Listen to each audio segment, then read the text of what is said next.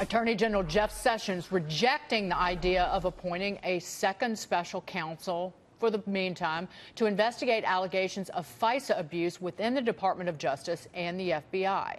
In a letter addressed to Republican committee chairman, Sessions says such an appointment can occur only under the most extraordinary circumstances. To justify such an appointment, the Attorney General would need to conclude that the public interest would be served by removing a large degree of responsibility for the matter from the Department of Justice.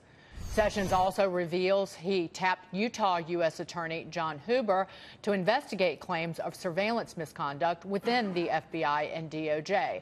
Joining me now is former Assistant FBI Director and former Criminal Investigative Division Assistant Director Chris Swecker. Chris, do you think that this was the right call? Because the appointment of the prosecutor, John Huber, is he going to work with the Inspector General in doing this probe of FISA abuse? How does it work, and does it really mean anything?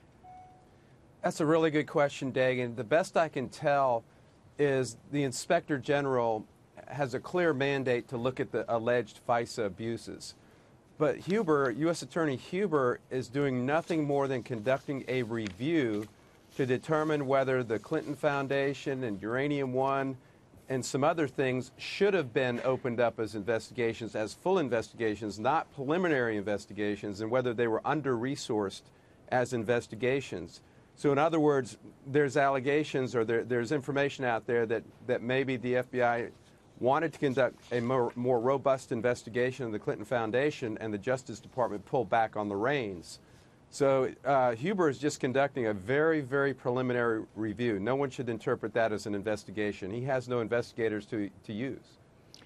But what we know, and again, to just scratch the surface in terms of the abuse of the FISA court, and one thing we do know is that this Democrat Clinton-funded dossier put together by this former British spy, Christopher Steele, was used in part, even the Democrats' memo from the Intelligence Committee in the House acknowledges that it was Democrat-funded research that was used in part to get a warrant to spy on a U.S. citizen who at one time was part of the Trump campaign.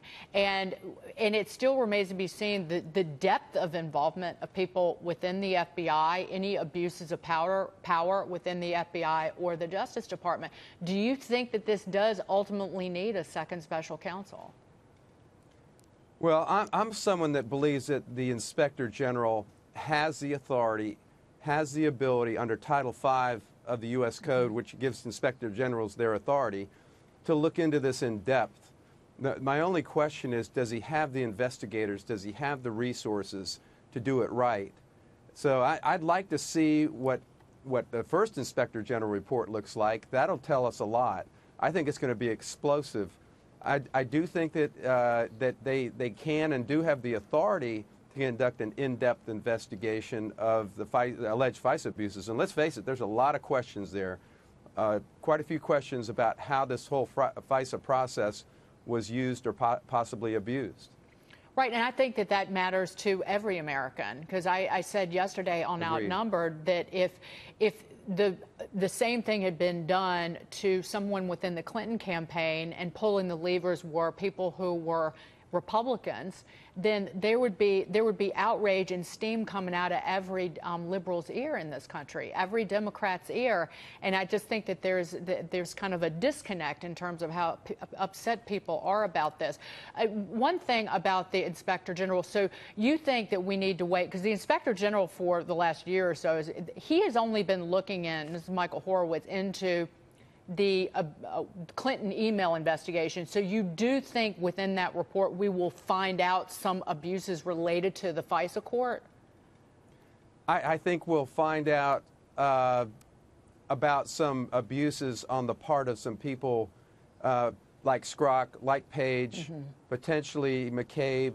And I think that will lend credibility to the Inspector General's work in general. I do think they're capable. I've worked with the Inspector General, around the Inspector General, and previous Inspector Generals, and I think they have the authority. People say they don't have the authority. They can subpoena, they can arrest. They can't go into court and prosecute, but they can certainly go to a U.S. attorney and present their evidence and obtain a prosecution or begin a prosecution. So they do have the authority. I don't like special counsels on top of special counsels. I firmly believe that Mueller is doing good work and work that should be done, but I just don't think we need to pile another special counsel on top of him at this point. Chris, good to see you. So much to cover. Please come back very soon. Chris Swecker.